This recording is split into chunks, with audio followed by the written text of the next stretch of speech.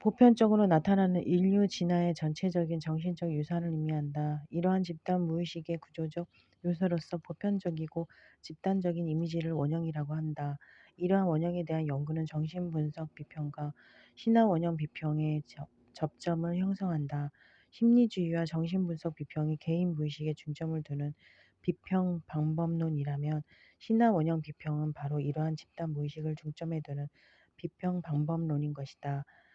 프레이저는 황금가지에서 여러 가지 재식을 통해서 한 세대에서 다음 세대를 물려주는 사회적 현상을 신화라고 부르면서 신화를 정신 현상의 투사로 보고 인간의 정신 구조에서 원형을 찾고자 했다. 신화 원형 비평은 신화와 제의 그 자체에 대한 관심보다는 그것들이 예술의 형식으로 어떻게 구현되는가에 관심을 기울인다. 원형은 역사, 문학, 종교, 풍습 등에서 수없이 되풀이된 이미지로 무의식이 패턴화되어 드러난다는 점에서 반복성과 동일성을 지닌다. 따라서 원형은 많은 작품에서 되풀이되어 나타나며 모든 인간에게 유사한 의미나 반응을 환기시키는데 이를 원형적 이미지라고 한다.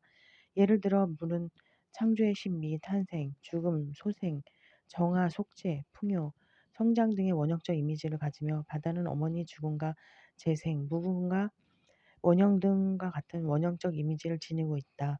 이처럼 원형은 옛 조상들의 생활 속에서 되풀이되는 체험의 원초적 심상, 정신적 잔해라는 점에서 심리학적 접근을 통해 분석해낼 수 있다.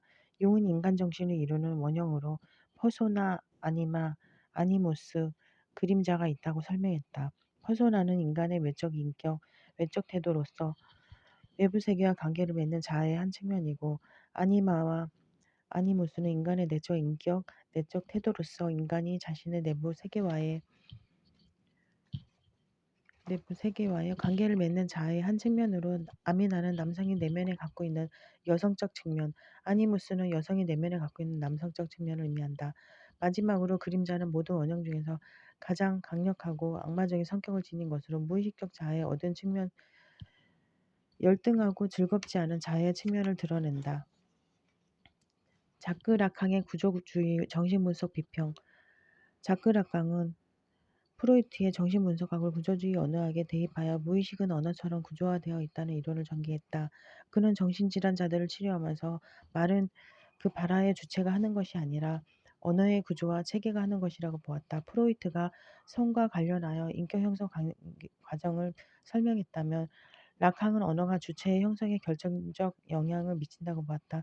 따라서 그는 유아의 정신 발달 과정을 상상계와 상징계로 구분하고 상상계에서 상징계로 진입하면서 인간은 주체를 형성한다고 보았다. 라캉에 의하면 어린아이는 생후 몇 달 동안은 자기 자신과 주변 환경을 모두 일정한 형체가 없는 무작위적이고 파편화된 덩어리로 인식하기 때문에 자기 자신과 주변 환경을 분리시켜 구분하지 못하고 자신의 신체 부위조차 자신의 것으로 인식하지 못한다. 즉 자기라는 감각이 부재하는 상태에 머무르는 것이다. 6개월에서 18개월 정도에 이르면 형체 없이 파편화된 덩어리가 아닌 온전한 전체로서의 자기 자신을 알아보는 감각을 발달시키게 되는데 이 단계가 거울 단계이다. 이때 어린아이는 거울에 비친 자신의 모습을 통해 비로소 자신의 존재를 인식하게 되는데 자신의 몸이 조각조각으로 분리되어 있다고 생각하다가 거울에 비친 자신의 모습을 보고 통일된 전체로서의 자신의 몸을 자각하게 되는 것이다. 이 시기를 상상계, 이미지의 세계라고 부른다. 그런데 거울 단계에서의 아이는 거울에 비친 모습을 곧바로 자기 자신이라고 착각한다.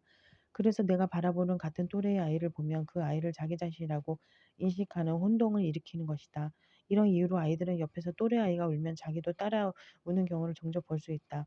이런 동일시 혹은 혼동을 라캉은 2차 이자적 관계라고 불렀다. 이러한 양상은 어머니와의 관계에서 극명하게 드러났는데 모태에서 분리된 아이는 어머니의 욕망과 어머니에 대한 지식의